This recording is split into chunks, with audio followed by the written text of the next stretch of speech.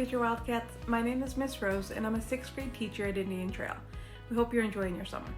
As we get closer to the start of the school year, we thought that sharing some information would be a good idea to help you feel prepared.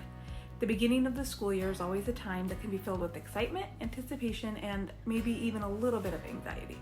Going from elementary school to middle school is a big change. You'll be changing your classes 7 times a day, so knowing where you're going, what to bring to your classes, and how to organize your materials are going to be some of the first challenges that you're going to face in 6th grade. Going to the wrong class, bringing the wrong supplies, or forgetting a supply can cause you more stress and anxiety. But don't worry, I have some students who survived 6th grade, and they are here to share some tips and tricks to help you get set up for success. Hello, Future Wildcats. My name is Morgan. Hi, I'm Abby. Hello, my name is Emerson. Hi, I'm Jefferson. Hi, I'm Ellis. Hi, I'm Anaya. We are here to give you some suggestions to help you get ready for 6th grade. We hope these suggestions help you feel prepared because the more prepared you are, the more confident you feel. The more confident you feel, the better you'll do. The better you do, the more successful you will be. The more successful you are, the more fun you have. Right, Lily?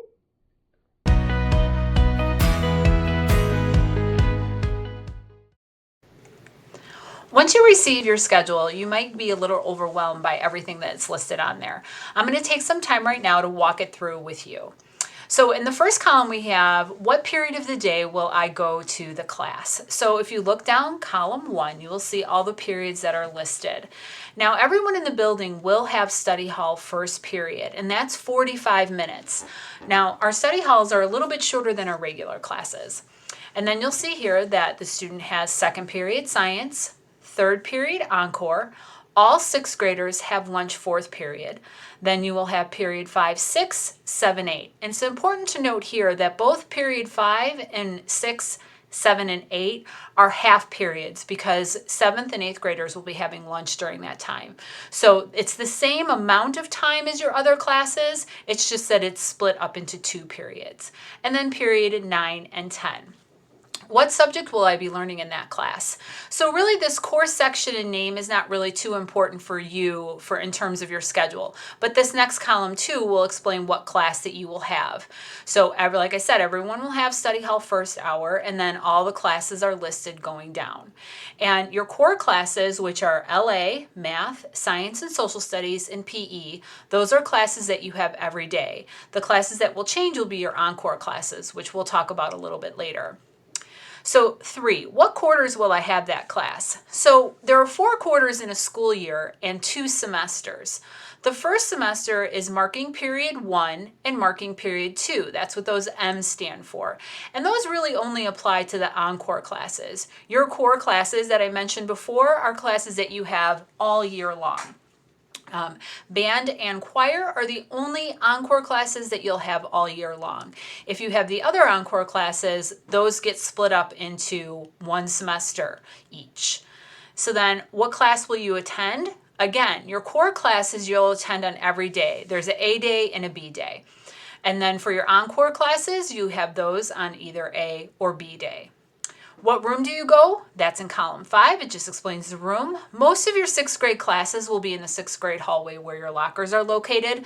The furthest classes that you will have to go to would be, for this student, would be for art, which is all the way down the 7th grade hallway, and then band, choir, and PE, those classes are a little bit further. But for the most part, the classes are located in that 6th grade hallway, very close to where your locker is. And then the last column there is the teacher name. So that just tells you who your teacher is for that class. All right, let's take a little closer look at this A day and B day that I was talking about. So on the first day of school is a Thursday, it'll be an A day, and then Friday will be a B day, and then Monday we start again with the A day. Now A and B day you might forget over the weekend, but not to worry. We put it in the morning announcements every day. It's also displayed in the window of the main office, and you can always ask a teacher. A lot of times the teachers will know. So your encore classes are ones that will rotate between those A and B days. So let's go through what those encore classes are. Now, you will not have all of these classes. If you are in the encore rotation, you may only have 1 or 2 of these classes because you're in band or choir. It just kind of depends what fits in your schedule. Okay, so those are art, band, choir, ELA, and math lab. Those are classes for students who need some extra help in reading or math, and those you go to all year as well. If you do well in iReady in December, that would be the first time we'll take a look at your scores and see if you're eligible to exit for the labs. And then STEAM, that's a computer-based class. You do modules. Mr. Wright is our teacher. FACS is cooking and sewing. So first quarter you might do the sewing part, and then second quarter you do the cooking part. And again, that's only one semester, but it's split up because you do both of those things in that class. Intro to Spanish, and then computers. So let's take a look at this student schedule. For first semester, this student is going to have STEAM on an A day and FACS on a B day. And then second semester, this student will have computer applications on an A day, and then on a B day, they'll have art. One way that you can keep this really straight in your head is by using your agenda book and going at the back. There is a place that you can write out your schedule, and you can sort it out by A day and B day. And that's what we've done in this example for you here. And if you see, notice that that's study hall, science, social studies, PE, language arts, and math. Those are all the same. For this student, the only thing that's really different is going to be that period 3 encore. Not all sixth graders will have period 3 encore. There are 2 other periods that it'd be possible for you to have encore, but the same method applies. In terms of the times for these classes, this will also be found in your agenda book. For this example, you really didn't need to know that. If you have any other questions about your schedule, please feel free to ask us when you come for locker move-in day. That would be a great time to ask. Now that you know how to read the schedule, let's discuss supplies. You have so many options with folders and notebooks. How do you know what will work best? You may be drawn to some supplies because of the designs or images. However, some folders and notebooks hold up much better than others. It's important to remember that a cute puppy on the folder doesn't matter when your folder comes apart and you lose your homework. Function over fashion! As if! You will need a folder for every class except math. In 6th grade, you will use a binder for math. You will need divider tabs for the math binder. Some students will purchase these. If you can't, don't worry. You will make some out of construction paper during the first week of math. When picking out your folders, we recommend plastic folders over paper folders. Plastic folders look like these, and they tend to last all year long. Paper folders are not as durable. They rip easier and are ruined if they get wet. You don't need the folders with prongs, but if those are the only plastic folders they have available, it's better to get those than paper folders. In total, we recommend having 7 folders in one binder. We say 7 because having a folder when you are in health for PE is helpful.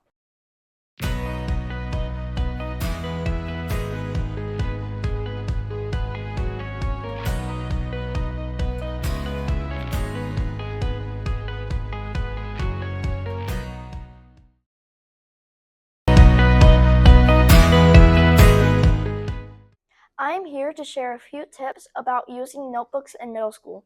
The first tip I have is what type of notebook to use. When buying notebooks, be sure to purchase notebooks with a spiral bind like this. Notebooks that have a spiral bind stay together much better. Notebooks that are book bound like this fall apart much easier than spiral bound and will lose notes a lot faster. That's awful. Let's talk about organizing notebooks and folders for your class. When you're setting into your locker, you have 2 minutes and 45 seconds to put your supply for first period away and take out your supply for second period. Remembering what folder goes with what spiral and for what class can be overwhelming. If you can color match your spirals and folders, that'll make it a lot easier. For example, if I know I need to take out my red spiral and a red folder to language arts like these, all I have to do is look for red. It doesn't waste any time reading the labels, and I can just color match all my classes, making it much easier to grab my stuff and go. If you don't want to get the solid colors, see if you can find folders and notebooks that match, like these.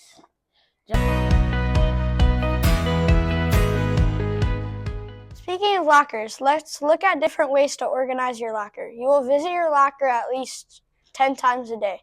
If your locker isn't organized, it can lead to frustration and even some not so fun consequences. The first thing to know is that the locker organizers they sell in stores or online can be very tempting. They seem like the perfect option for someone struggling with organization, right? Wrong. It's actually the opposite. If you struggle with organizing, maybe you don't know where to put things or don't always take time to put things where they belong. Putting in one of these organizers or shelves just creates another space for you to shove something where it doesn't belong, making it difficult to find when you need it. The organizers also take up a lot of space. In the fall, the organizer may fit fine when you don't need room in your locker for your coat. However, once winter starts and you have to put your jacket in the locker, the organizer gets smushed to one side, making it difficult to use. Instead of a shelf or a hanging organizer, you can use a couple of magazine bins like these. Place them at the bottom of your locker to help organize your folders and spirals. If you can get 2 bins, you can use 1 bin for your morning classes and 1 bin for your afternoon classes. Arrange your folders and spirals in the order of your day and you'll always be ready to go. That idea is literally the greatest idea I have ever heard in my life.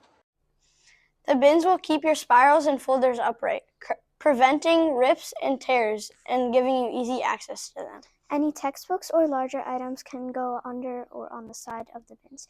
Since you won't use the textbooks daily, this is an excellent place to keep them out of your way but accessible when needed.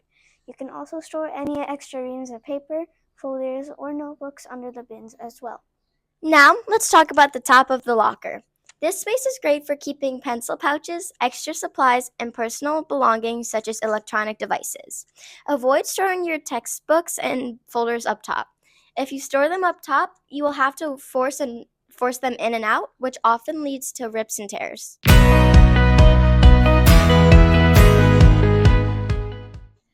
Now let's talk about pencil pouches. You will want to have at least 1 pencil pouch.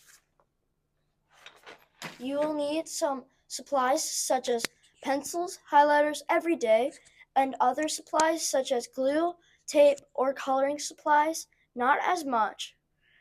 It would be very hard to carry these items separately. Using a pencil pouch or 2 will help you keep everything you need together to make it easier to grab. We highly recommend using a zipper pouch that can be labeled. These zipper pouches may not look the most exciting, but they do hold up. Using pencil box like this one seems like a good idea until you get bumped in the hallway. Once that box hits the floor, it's guaranteed to open, spilling out all your supplies. However, a pencil box can be kept at the top of your locker to hold any extra pens, pencils, glue sticks, tape, etc.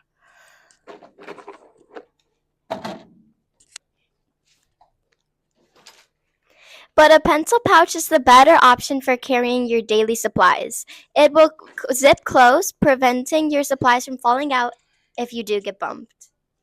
Having 2 pencil pouches can also be helpful. You can put your daily supplies into 1 pencil pouch and your coloring supplies in the second. You won't use your coloring supplies every day. Having them separate from your supplies will keep everything organized. It can also be helpful to take your colored pencils out of the box and put a rubber band around them, like this. This keeps them scattered in the pouch so you don't have to dig around for a specific color when needed.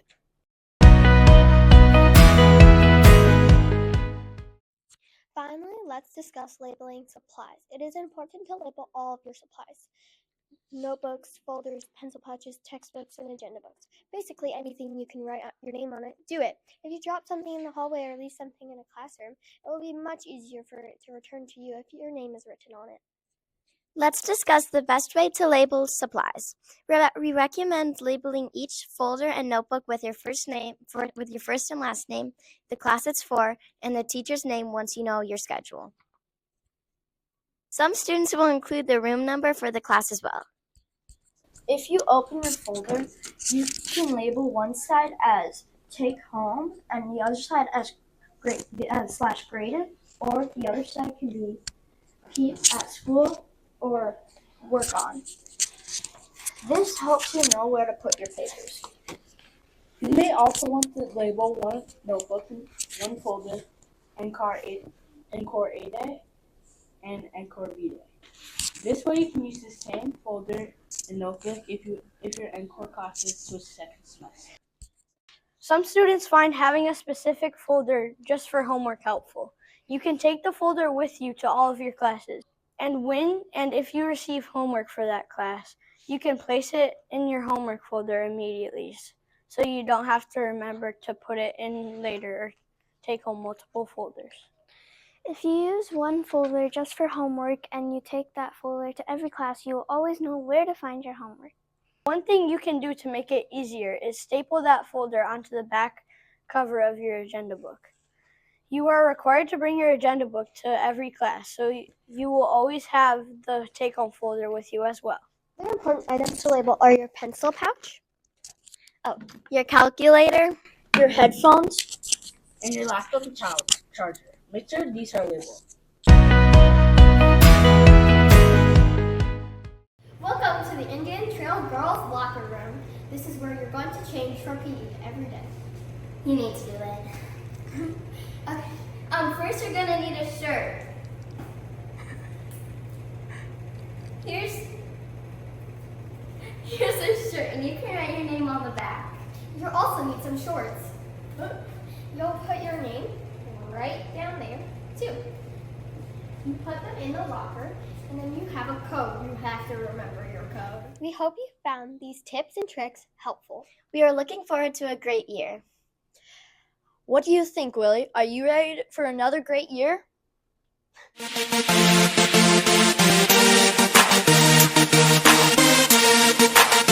See you soon.